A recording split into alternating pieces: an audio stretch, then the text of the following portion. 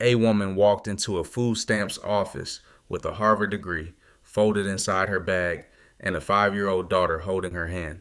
The caseworker didn't flinch at her address, didn't react to her income line, didn't pause at the 3-year employment gap. But when she turned to page 3 of the file, her hand stopped moving and her face went white. Because what was written on that page didn't just explain how Simone Washington ended up in a plastic chair filling out forms for grocery assistance. It exposed a truth that connected these two women in a way neither of them could have predicted. If this story is already pulling at you, take a second to subscribe, because what the caseworker does in the last 10 minutes is the part I most need you to see. 34-year-old Simone Washington had once been the kind of woman people wrote about in alumni magazines.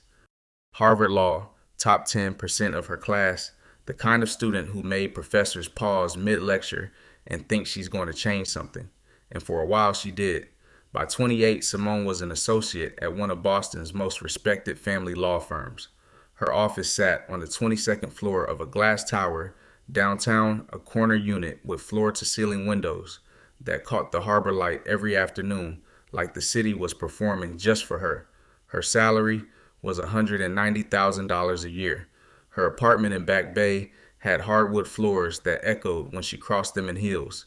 Jimmy Choo heels, $1,200 suits hanging in a closet organized by color, a brass nameplate on her office door that read Simone Washington JD, and every time she passed it, she touched the edge with a fingertip like a prayer answered.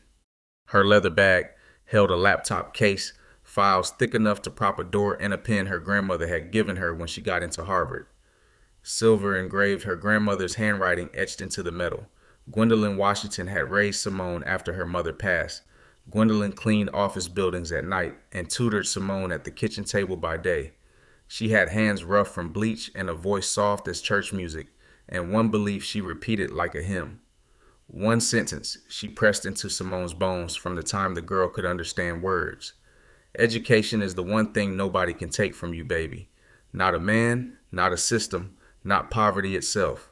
Simone carried that sentence like armor, through college applications typed on a secondhand laptop, through law school exams that ran 6 hours, through job interviews where she was the only black woman in the room and still walked out with the offer.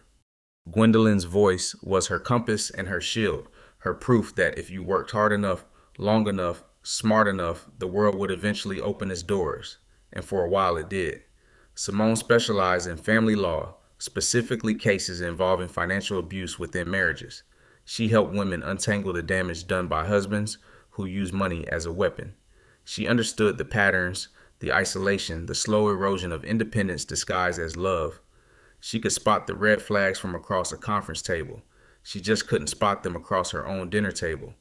Byron Tate entered her life like a summer storm, warm at first, electric, the kind of man who made a room rearrange itself when he walked in. He was 41, CFO of a commercial real estate firm with properties across 3 states. Tall, polished, a smile like a man who had never been told no. They met at a fundraiser for a legal aid nonprofit, ironic looking back. Byron had donated $25,000 that evening, wrote the check without blinking, and Simone watched him do it and thought, this is a man who understands generosity. She was wrong. She wouldn't know it for years. They dated for 2 years. Byron was attentive in a way that felt like worship. A 3-carat diamond ring, a honeymoon in Santorini, a toast at the wedding where he said in front of 200 people, everything I have is yours now. And everyone smiled. Everyone believed it. Simone believed it most of all. The first sign came disguised as kindness. 3 months into the marriage, Byron suggested he handle the finances, both accounts, all the bills, the investments. You focus on your career, baby. You're brilliant. Let me carry the boring stuff so you can keep changing the world. It sounded like love. It felt like partnership. Simone, the woman who had helped dozens of clients recognize this exact pattern, handed over the reins without a second thought. Because when you're inside the house, you can't see the shape of the roof. Her grandmother's voice whispered in the back of her mind, education protects you, baby. And Simone believed it because she had the degree, she had the career, she had the knowledge. What she didn't have was the suspicion that the man sleeping beside her was quietly dismantling her financial existence one spreadsheet at a time. When Kaya was born, Simone took 6 months of maternity leave. 6 months of sleepless nights and first smiles and the drowning, beautiful weight of new motherhood. 6 months where she didn't check a single bank statement, didn't open a single financial app, didn't notice that her name had quietly disappeared from their joint accounts. Byron didn't hit her. He didn't scream. He didn't throw things or make threats. He moved decimal points in spreadsheets and shifted names on documents. He opened 3 credit cards under Simone's social security number and ran up $47,000 in debt she knew nothing about. He sold stock options that were in her name. He transferred the deed of their investment property into a trust she wasn't listed on. By the time Kaya said her first word, Simone's credit score had dropped 340 points, and she had no idea. Gwendolyn's voice echoed again. Education protects you. But education hadn't protected Simone from the quietest kind of violence, the kind that leaves no bruises, makes no sound, the kind that happens in spreadsheets and legal documents while you're rocking your daughter to sleep and believing you're safe. The discovery came on a Tuesday, ordinary, unremarkable. Simone tried to open a savings account for Kaya, a small one, something to start building a future for her daughter, the way Gwendolyn had tried to build one for her. The bank declined, credit score too low. Simone laughed at first, thought it was a mistake, asked them to run it again, declined. She drove home with Kaya in the car seat, her hand steady on the wheel, and her mind already unraveling. She put Kaya down for a nap, opened the laptop, and logged into every account she could find. Empty. The checking account had $83. The savings account she built over 6 years at the firm was gone. The credit cards, the debt, the missing stock options, the transferred property, all of it laid out on a glowing screen like a crime scene she'd been living inside without knowing. Her hands shook so hard she could barely scroll. She confronted Byron that evening. He sat at the kitchen island drinking scotch, reading something on his phone, calm, composed, like a man who had rehearsed this conversation 100 times and knew exactly how it would go. Everything I did was to protect this family. You should be grateful, not paranoid. Respeto, both españoles. Simone stared at the man she had married, the man she had trusted with her finances, her future, her daughter's future, and she saw it clearly for the first time. Not a partner, a pattern, the same pattern she had identified in case after case at the firm. Financial isolation, gaslighting, controlled dependency. She had written briefs about men exactly like Byron Tate. She had stood in courtrooms and argued against men exactly like him, and she had married one. She left that night, February cold, the kind that makes your lungs burn when you breathe too fast. She packed one suitcase while Byron slept, put Kaya in her winter coat, and tucked her Harvard degree into her bag, not because it would help, but because it was the last thing she owned that still felt like hers. The door clicked shut behind her, a small sound final. The sound of a life ending and another beginning, fragile and terrified and uncertain. Kaya slept on Simone's shoulder on the night bus, her small body warm against her mother's chest, her breath slow and trusting. Streetlights flickered through the window glass, like Morse code spelling out a message Simone couldn't read yet. She tried to hire a lawyer, called 4 firms in the first week. Every single one declined. Conflict of interest, they said. Byron's company had business relationships with half the major firms in Boston. The system Simone had spent her career serving turned its back on her like she'd never existed. The woman who had helped other women escape financial abuse could not find a single lawyer willing to help her escape her own. 4 months passed, 4 months that felt like 4 years lived underwater. Simone applied for jobs, constantly sent out resumes every morning after dropping Kaya at whatever temporary school arrangement she could find that week. But there was a 3-year gap on her resume. Now the maternity leave, the isolation, the years Byron had slowly pulled her away from her professional life while telling her he was supporting it. Hiring managers looked at Harvard Law, then at the gap, then at her credit report, which landlords and some employers pulled as standard practice, and every door that should have opened slammed shut. She stayed at a shelter for 6 weeks, then moved in with a college friend for 3 weeks until the friend's lease situation changed them back to another shelter. Kaya changed schools twice in 4 months, each time losing friends she just started to make. Simone sold her engagement ring at a pawn shop on Washington Street. 3 carats. Byron had paid $14,000 for it. She got 800 enough for 2 months of phone bills and a winter coat for Kaya. She skipped lunch every day so her daughter could have 3 meals. One night at the shelter, Kaya looked up from the thin mattress they shared. Mama, are we camping again tonight? She said it with a smile, like it was an adventure, because at 5 years old she didn't understand what a shelter was.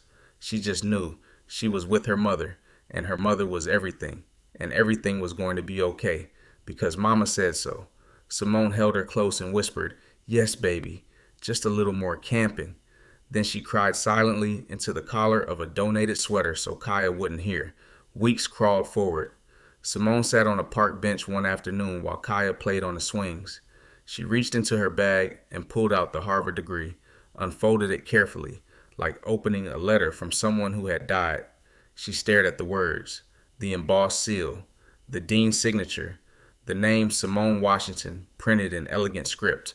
Her grandmother's voice came to her, distant now, faded, like a radio station losing signal. Education is the one thing nobody can take from you. But a man had taken her money, a system had taken her housing, a gap on her resume had taken her career.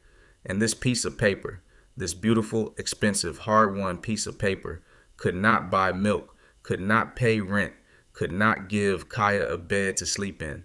For the first time in her life, Simone doubted her grandmother's words. She folded the degree back into her bag slowly, gently, like folding a flag at a funeral. Then she stood, took Kaya's hand, and walked toward the food stamps office on Tremont Street. Not because she wanted to, not because she had given up, because she had tried everything else, every door, every option, every ounce of pride she could spend, and this was the last one left. The food stamps office on Tremont Street smelled like floor cleaner and old coffee. Fluorescent lights buzzed overhead, two of them flickering in a rhythm that felt like a headache waiting to happen. Rows of plastic chairs lined the walls, blue scuffed, bolted to the floor, like the people sitting in them might try to steal comfort itself. A number dispenser sat by the entrance. The red display read, "Now serving 119." Simone pulled her ticket. 147. She did the math. 3 hours, maybe more. She found two empty chairs near the back wall, sat down, and pulled Kaya onto the seat beside her. The little girl looked around the room with wide brown eyes, taking in the gray walls, the water-stained ceiling tiles, the woman at the front desk who hadn't smiled since the Clinton administration. "Mama, is this like the doctor's office?" "Sorta, baby. We just have to wait our turn." Kaya accepted this the way 5-year-olds accept most things completely without follow-up questions. She found a stack of extra forms on the empty chair beside her, flipped one to the blank side, and pulled a stubby pencil from her coat pocket. She started drawing. A house, a tree, a sun with a face. Simone picked up her own form. Gray paper, small print lines and boxes and questions that reduced a human life to check marks and dollar amounts. Name, date of birth, social security number, address. She wrote the shelter's address and the pen felt heavy doing it. Household size 2, monthly income 0, employment status unemployed, duration 4 months, reason for unemployment. She paused, then wrote domestic situation, which was the polite way of saying my husband stole everything I had and the legal system couldn't be bothered to stop him. Then she reached the line that made her stop breathing. Highest level of education completed. Simone stared at the blank space, her pen hovering. She could feel the weight of that answer pressing against her chest like a hand. She wrote it slowly, each letter deliberate. J.D. Harvard Law School. She looked at those words on that form, a Harvard Law degree, on a food stamps application, two worlds that were never supposed to touch, colliding on a single line of gray government paper. It felt like wearing a wedding dress to a funeral, like something beautiful in the wrong place at the wrong time. The woman sitting next to her leaned over slightly, mid-50s, tired eyes, hands that had worked hard for a long time. First time? Simone nodded. The woman gave a small, knowing exhale, not quite a laugh, not quite a sigh, something in between. It gets easier, or maybe you just stop caring. Hard to tell which one happens first. Simone didn't respond. She just stared at her form and wondered which one would happen to her. The hours crawled. 126, 133, 141. Kaya filled both sides of 3 forms with drawings, butterflies, a cat, something that might have been a dragon or might have been a dog. She hummed while she drew, soft and tuneless, the only beautiful sound in the entire building. 147. Simone's number called from a speaker on the wall, a voice flat from repetition. She stood, smoothed her blazer, the same blazer from her old life, navy blue, slightly worn at the elbows, now but still pressed, still presentable. Her nails were clean but bare, her hair pulled back in a neat bun. She had given up on everything she used to care about, everything except looking like someone who hadn't given up. She took Kaya's hand and walked toward the desk in the far corner. The caseworker behind it was a woman named Petty Hayes, 56 years old, silver hair, cut close round glasses that sat low on her nose. She had the face of someone who had seen 10,000 stories, walked through that door, and learned to process them without breaking. 19 years behind that desk, 19 years of numbers and forms and faces that blurred together like rain on a windshield. Pete took Simone's file without looking up, opened it, started flipping. Page 1 standard intake, eyes scanning professional routine, the way a mechanic looks under a hood searching for the problem, not the person. Page 2, income history, employment records, blank spaces where paychecks used to be. Page 3, Petty's hand stopped, not slowly, not gradually. It just stopped like someone had pressed pause. Her eyes locked onto a line of text halfway down the page. She read it again. Then her gaze lifted from the paper and landed on Simone's face. It wasn't pity in her eyes. It wasn't judgment. It wasn't the standard issue sympathy of a government employee processing another file. It was recognition, sharp, personal, like seeing a ghost you'd been told was dead. "You're Simone Washington." Simone blinked. "Yes." Petty's voice changed, dropped half an octave, lost its professional distance. "The Simone Washington who worked at Whitfield and Associates." Family law. Simone's pulse quickened. She hadn't heard that firm's name spoken aloud in over a year. It belonged to another life, another woman. "Yes. How do you know that?" Pete didn't answer right away. She set the file down, took off her glasses, pressed 2 fingers against the bridge of her nose, and breathed out the kind of breath you take before you say something that's going to change the room. "7 years ago," she said quietly. "My daughter Shayla was 24, married to a man who controlled every dollar she earned. He put her name on debts she didn't know about, drained her savings. When she tried to leave, he hired the most expensive lawyer in Suffolk County and filed for full custody of their son, said she was financially irresponsible, used the debt he created as evidence against her." Petty's voice cracked on the word evidence, just barely, just enough. Shayla had nothing, no money for a lawyer, no family who could afford one. Legal aid had a 6-month waiting list. She was going to lose her son to the man who had stolen her life. Simone sat perfectly still, something stirring in the back of her memory. A face, a file, a late night at the office. 7 years ago, a young attorney at Whitfield and Associates took Shayla's case. Pet continued. Pro bono. Didn't charge a cent. Worked nights and weekends for 4 months straight. Found every hidden transaction, every forged signature, every lie buried in a spreadsheet. Went into that courtroom and took his argument apart piece by piece. Petty looked at Simone with eyes gone glassy. "My daughter called me that night crying so hard I could barely understand her. She said, 'Mama, she saved my life. She didn't even charge us. She just believed me when nobody else did.'" Pet paused, let the silence hold. "That attorney was you, Simone Washington. I never met you, but I have said your name in my prayers every single night for 7 years. Bayet." Simone's breath left her body like it had been knocked loose. The memory flooded back. Shayla, 24. Shaking hands, a little boy clinging to her leg in the conference room. A case Simone had carried home every night because something about it felt personal, even before she understood why, and the irony of the moment hit her like a wave she didn't see coming. The woman who had saved Petty's daughter from financial abuse was now sitting in front of Petty, applying for food stamps, because the same kind of abuse had found her. The same playbook. The same quiet violence dressed in spreadsheets and legal documents. Simone opened her mouth, but nothing came out. Her throat had closed around the weight of it. Pet reached across the desk and placed her hand on top of Simone's. Warm, steady. The hand of a woman who had learned how to hold people up because she remembered what it felt like to fall.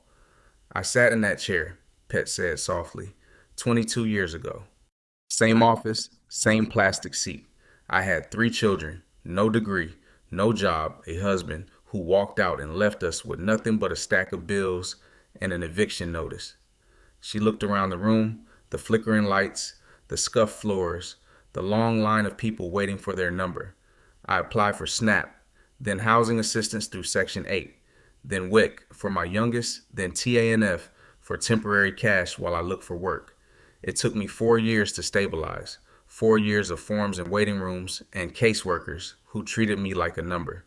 And the whole time, the hardest part wasn't the poverty, it was the shame, the feeling that needing help meant I had failed. She shook her head slowly. People think food stamps mean failure. They don't. They mean you're still fighting. They mean you walked into this office instead of giving up. That's not weakness. That's the hardest kind of strength there is. Simone's eyes burned. She pressed her lips together to keep from falling apart in a government building. When I finally got stable, Pet went on, I applied for a job here at this desk because I wanted to be on the other side of it. So the next woman who sat in that chair wouldn't feel as alone as I did. So at least one person in this building would look at her and see a human being instead of a case number.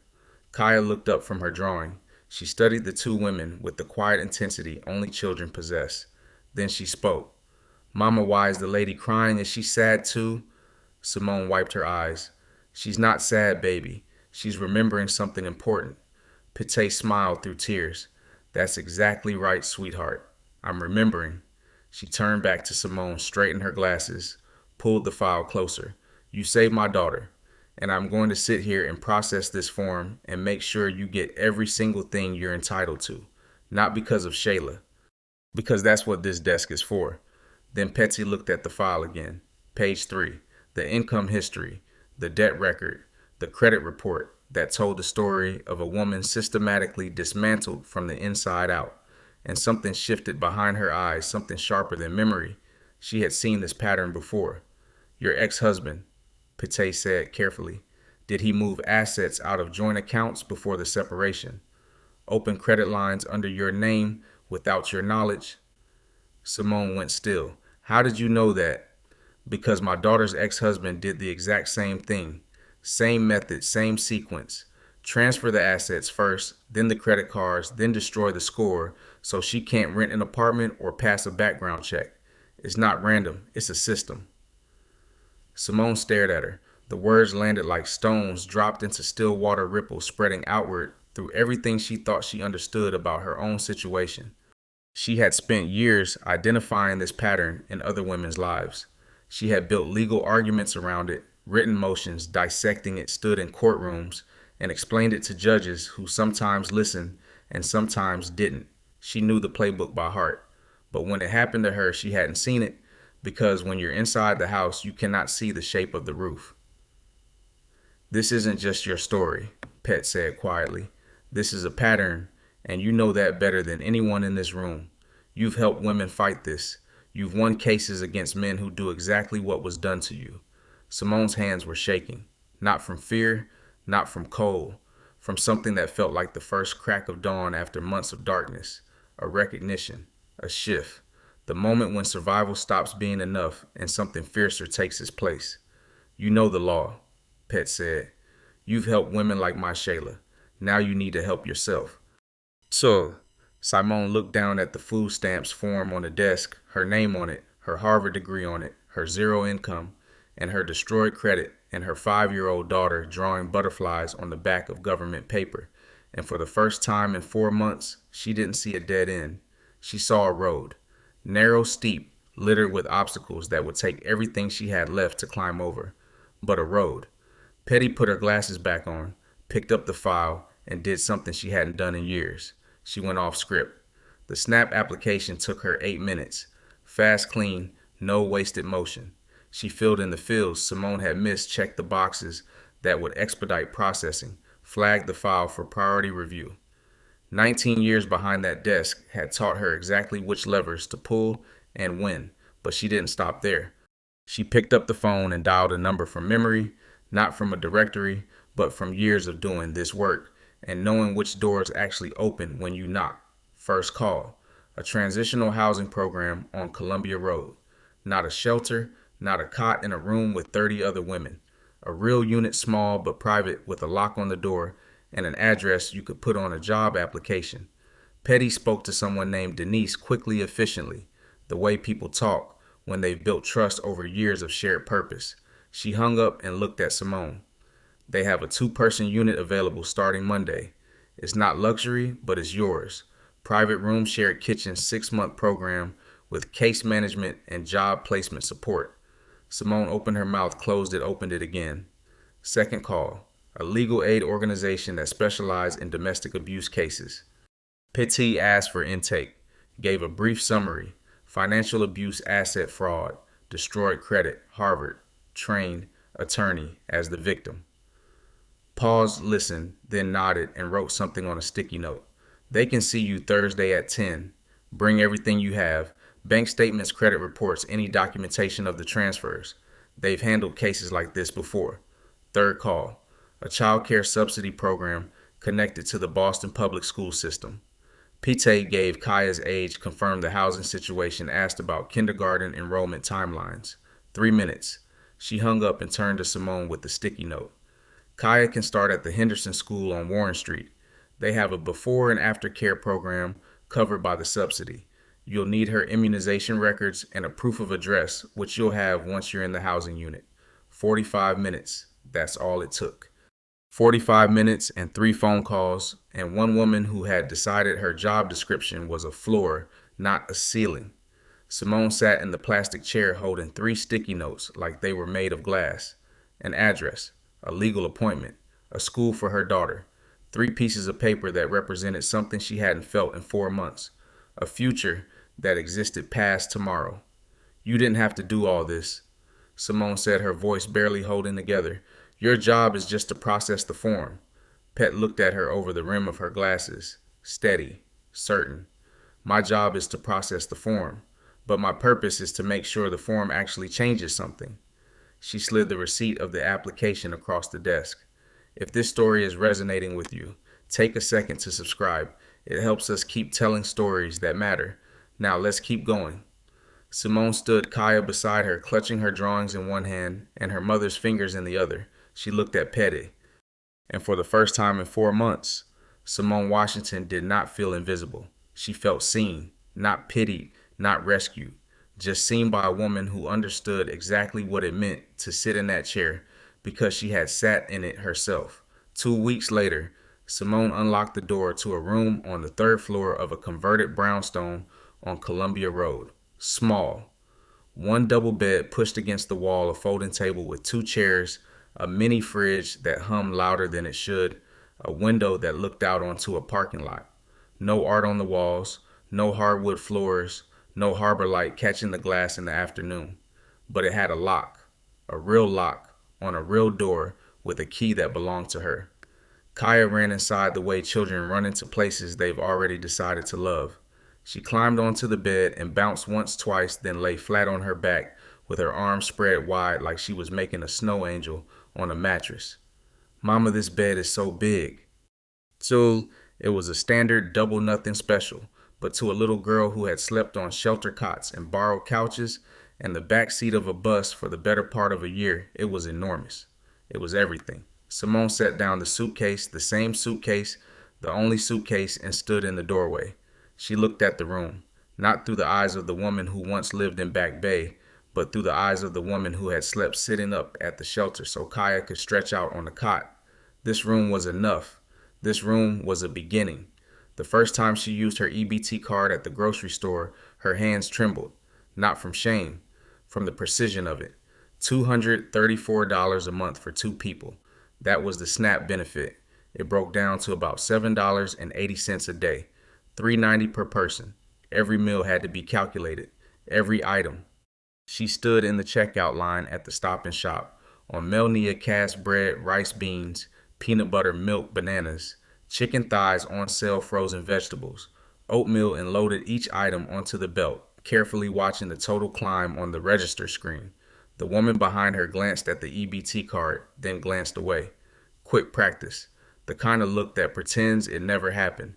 Simone kept her back straight, looked the cashier in the eye, swiped the card, took her bags. She went home and did something that would have made her Harvard professors either laugh or cry. She opened a spreadsheet on the free computer at the library and built a weekly meal plan. Calorie counts, cost per serving, nutrient distribution. She applied the same analytical framework she'd once used to dissect case law to the problem of feeding her daughter on $3.90 a day. Her education was finally useful again, just not the way anyone had imagined. Thursday came.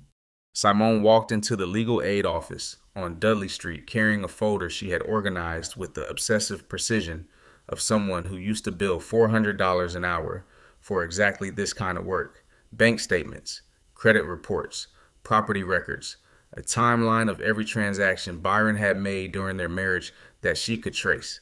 The attorney who met her was named Reginald Foster, 48, 15 years in Louisville's in legal aid with the kind of face that had absorbed other people's worst days for so long it had developed a permanent expression of calm readiness.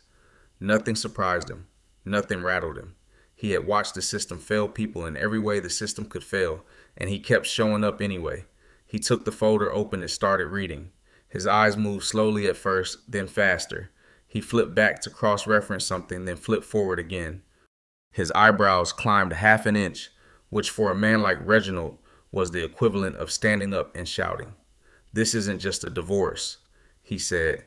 "This is fraud, marital asset fraud. And based on what I'm seeing, it's not even subtle. He did this openly because he assumed you'd never have the resources to fight back." He looked up at her. "And we can fight it." Simone didn't just nod. She reached into her bag and pulled out a second folder thicker than the first. Research she'd done at the public library. Printed case law. Massachusetts statutes on marital fraud. Precedent cases where courts had ordered full asset restoration after discovering undisclosed transfers. She had also found something Reginald hadn't seen yet, 3 real estate transactions Byron had executed during their marriage, properties bought and sold through a trust, every single one completed without Simone's signature. Under Massachusetts law, that was a violation. Clear, documented, actionable. Reginald stared at the second folder, then at Simone, then back at the folder. "In 15 years of legal aid, I have never had a client who could do half the research you're doing.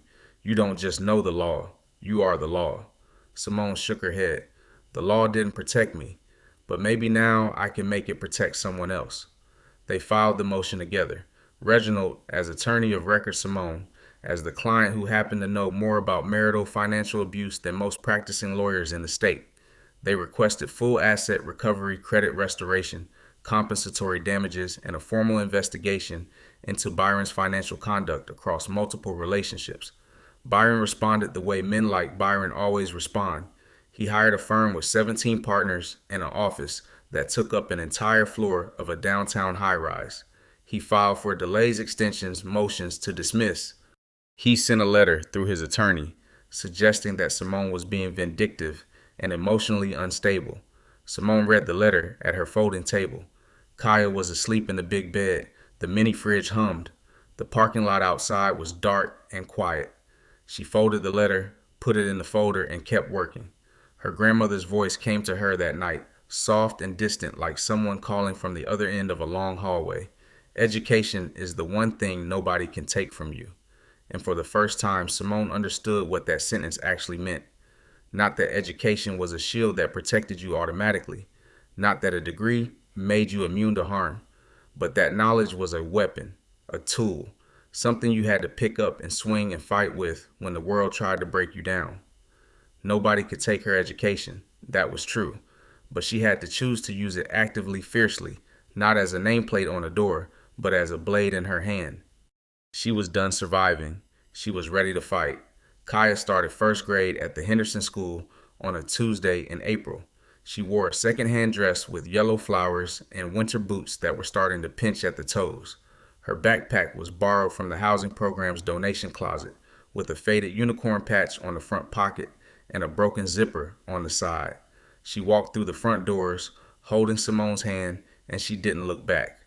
By the second week, she had a best friend, a girl named Tori, who shared her crackers at snack time and taught Kaya how to do a cartwheel on the playground grass. By the third week, Kaya had stopped asking if they were going to move again. She just went to school, came home, did homework at the folding table with a pencil that needed sharpening every other page. She was becoming a child again, not a child surviving, just a child. One afternoon, Kaya's teacher sent home a drawing of family portrait assignment. Every kid in the class made one. Kaya showed two people standing in front of a small brown building with a yellow door, one tall, one short, both smiling, both holding hands. Mama and Kaya written in careful wobbly letters at the bottom. No daddy, no third figure, no empty space where one should be, just two people complete. The teacher had written a note on the back. She asked Kaya about her family during sharing time. Kaya told the class, Daddy lives in a different story. The teacher thought Simone should know. Simone read the note standing in the kitchen. She looked at the drawing, the yellow door, the smiles, the two stick figures holding hands like nothing in the world could pull them apart. She taped it to the mini fridge with a piece of masking tape. Then she walked into the bathroom, closed the door, sat on the edge of the tub and cried. Not from sadness, not from grief. From the staggering realization that her 5-year-old daughter understood more than she'd ever let on. Kaya knew. She knew the story had changed. She knew the old life was gone, and she had decided in her small and extraordinary way to keep living in the new one without looking back. Children are not fragile the way adults imagine. They're fragile the way seeds are fragile, easily crushed but desperate to grow. That evening, the apartment smelled like mac and cheese, the box kind 79 cents. Simone had learned to make it exactly the way Kaya liked it. Extra butter stirred, slowly served in the one bowl they owned that didn't have a chip. Kaya sat cross-legged on the bed, eating and humming a song she'd made up herself. Something about a butterfly that lived in a shoe. The lyrics didn't make sense. The melody didn't follow any rules. It was perfect. Mama, Kaya said between bites, when you were at Harvard, did they teach you how to make mac and cheese? Simone laughed. A real laugh, the kind that comes from a place so deep you forget it exists until it surfaces. No, baby, that's something your grandma Gwen taught me, and it's worth more than any degree. Kaya nodded seriously, as if this confirmed something she'd suspected all along. The lamplight was warm and yellow. The radiator clicked softly. Steam rose from the pot on the stove, and for a few minutes the world outside that small room didn't exist. No courtrooms, no credit reports, no forms or filings or fights left to fight. Just a mother and a daughter and a bowl of mac and cheese and a song about a butterfly that lived in a shoe. Reginald called on a Thursday morning. Simone was walking Kaya to school. Her phone buzzed in her coat pocket and she almost didn't answer. Almost let it go to voicemail, the way she trained herself to do when unknown numbers called, 'cause for months unknown numbers had meant only debt collectors and legal threats. But she answered. Simone, the court accepted the case. We're on the docket. She stopped walking. Kaya tugged her hand. Mama, we're going to be late. Simone pressed the phone closer. Say that again. The judge reviewed our motion, accepted it. We have a hearing date, but that's not all. Reginald paused, the kind of pause a man makes when the next sentence carries weight he wants you to feel. The forensic accountant found something.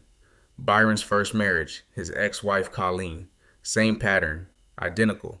He moved assets into a trust, opened credit lines in her name, destroyed her financial independence, then used her ruined credit as leverage in the divorce. She settled for almost nothing because she couldn't afford to fight. Simone's free hand tightened around Kaya's fingers. Her daughter looked up, curious but patient. This isn't a one-time thing, Reginald continued. This is a system, a method. He's done it before and that changes everything. We're not just filing for asset recovery anymore. This is potential fraud, criminal fraud. The judge saw the pattern and fast-tracked the hearing. Simone stood on the sidewalk outside the Henderson School. Parents streamed past. Children laughed and ran toward the entrance. The world moved normally around a woman whose entire future had just shifted on its axis. Mama, Kaya said. School. Simone knelt and kissed her daughter's forehead. Go learn something amazing today. Kaya grinned. I always do. She watched her daughter disappear through the doors, then called Reginald back. What do I need to do? Everything you've been doing. Keep researching.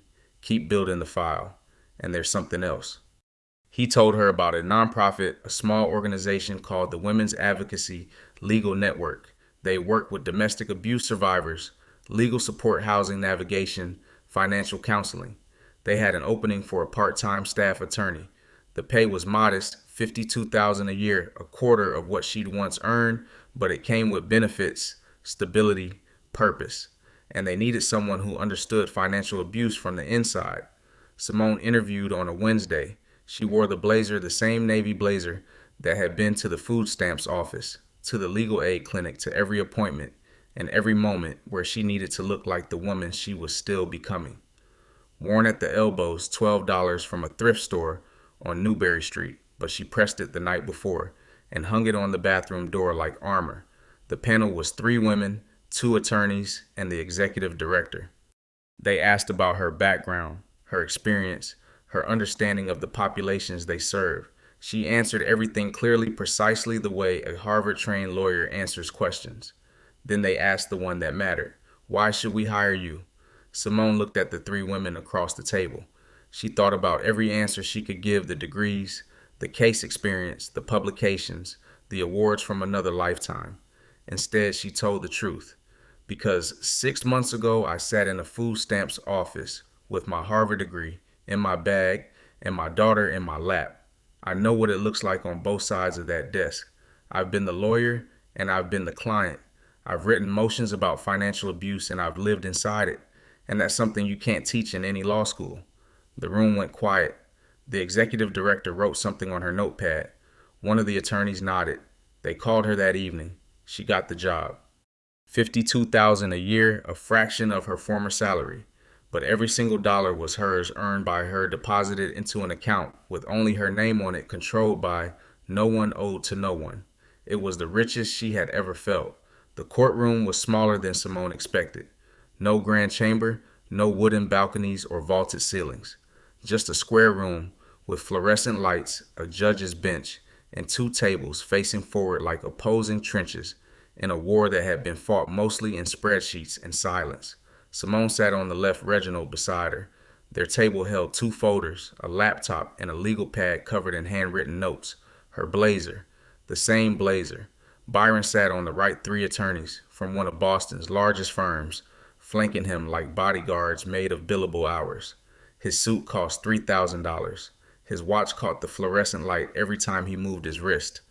Gold heavy, the kind of accessory designed to remind everyone in the room who had more. Simone looked at that watch. She remembered the first time she saw it, their anniversary. He worn it to dinner and said, "This is what success looks like, baby." She'd smiled then. She didn't smile now. The hearing lasted 4 hours. Reginald presented the evidence methodically. Account transfers made without Simone's knowledge or consent. Credit cards opened in her name without her signature. Stock options sold from a joint brokerage without the required spousal authorization. 3 real estate transactions executed through a trust she was never informed of. Then the second layer, the forensic accountant's findings. Colleen, Byron's first wife, same method, same sequence. Assets transferred, credit destroyed, financial independence dismantled piece by piece until the woman had nothing left to fight with. Byron's lead attorney argued for context. He framed the transfers as financial management, called the similarities to the first marriage. Coincidental, used words like prudent and strategic and family-oriented words that sounded clean in a courtroom but meant something entirely different in the life of a woman sleeping in a shelter. The judge listened, read every document, asked questions that were sharp and specific, the kind that told Simone this judge had seen cases like this before and had no patience for the performance. Then came the moment Simone had waited months for. Not revenge, not vindication, just clarity. She looked across the room at Byron Tate. For the first time since she'd left that apartment in February, she looked directly into his eyes. No fear, no anger, no trembling, just the steady gaze of a woman who had rebuilt herself from the ground up on food stamps and library computers and a $12 blazer. Byron held her gaze for 2 seconds. Then he looked away, down at the table, at his hands, at the $3,000 suit that couldn't protect him from the truth anymore. The judge ruled Byron was ordered to return $215,000 in assets transferred without legal consent. He was held responsible for eliminating all debt fraudulently placed under Simone's name. Her credit restoration was mandated by court order, and an additional investigation was referred to the district attorney's office for potential criminal fraud charges based on the pattern of behavior across both marriages. Simone sat still. She didn't cry, didn't celebrate, didn't move. She just let the words settle into her bones like warmth after a long winter. Outside the courthouse, Reginald stopped her on the steps. You didn't just win your case, Simone. You created precedent. Every woman who comes after you, every wife whose husband runs this exact playbook, they'll have your case to point to. You didn't just fight for yourself, you built a road for someone else. Simone looked out at the street, Boston traffic, sunlight on brick, ordinary life moving past a courthouse where something extraordinary had just happened. Her grandmother's voice came one last time, quiet, close, like a hand on her shoulder from somewhere she couldn't see. Education is the one thing nobody can take from you. Simone smiled, and for the first time she didn't just believe it. She understood it. Education alone hadn't saved her. Education hadn't stopped Byron. Education hadn't paid rent or bought groceries or kept Kaya warm at night. But education, plus a woman behind a desk who cared, plus a legal aid attorney who showed up, plus a housing program that opened a door, plus the courage to sit in a plastic chair and fill out a form when every part of her screamed that she was better than this, that combination, that web of human beings choosing to help one another, that was what nobody could take. 6 months after the ruling, Simone and Kaya moved into a 2-bedroom apartment on the second floor of a brick building in Dorchester. It wasn't luxury. Laminate floors that squeaked when you walked too fast. White kitchen cabinets with handles that wobbled if you pulled too hard. Curtains from Target. A couch from a secondhand store that smelled faintly of fabric softener and someone else's history. But it had 2 bedrooms, a door with a deadbolt, a mailbox downstairs with the name Washington written on a small white card in Simone's handwriting, a lease with one name on it, hers. Kaya carried a single box into the apartment. She walked through every room like an explorer mapping new territory, touched the walls, opened the closet, turned the faucet on and off 3 times. Then she pulled the family portrait from her backpack, the one from school, Mama and Kaya, 2 stick figures holding hands in front of a brown house with a yellow door, and pressed it against the refrigerator. Simone found a piece of tape. This is our forever house, right, Mama? Simone knelt beside her daughter and smoothed the drawing flat against the cold white surface. This is our start, baby. At the Women's Advocacy Legal Network, Simone's first case arrived on a Monday. A woman named Chanel, 28, 2 kids, a husband who controlled every bank account, every credit card, every dollar that entered or left the household. Chanel didn't know she had legal rights to marital assets, didn't know financial abuse was a recognized form of domestic violence, didn't know she could fight. She sat across from Simone in a small office with secondhand furniture and fluorescent lights that hummed like the ones at the food stamps office. Her hands were folded in her lap. Her eyes were low. She looked like a woman who had been told so many times that she was nothing that she started to believe it.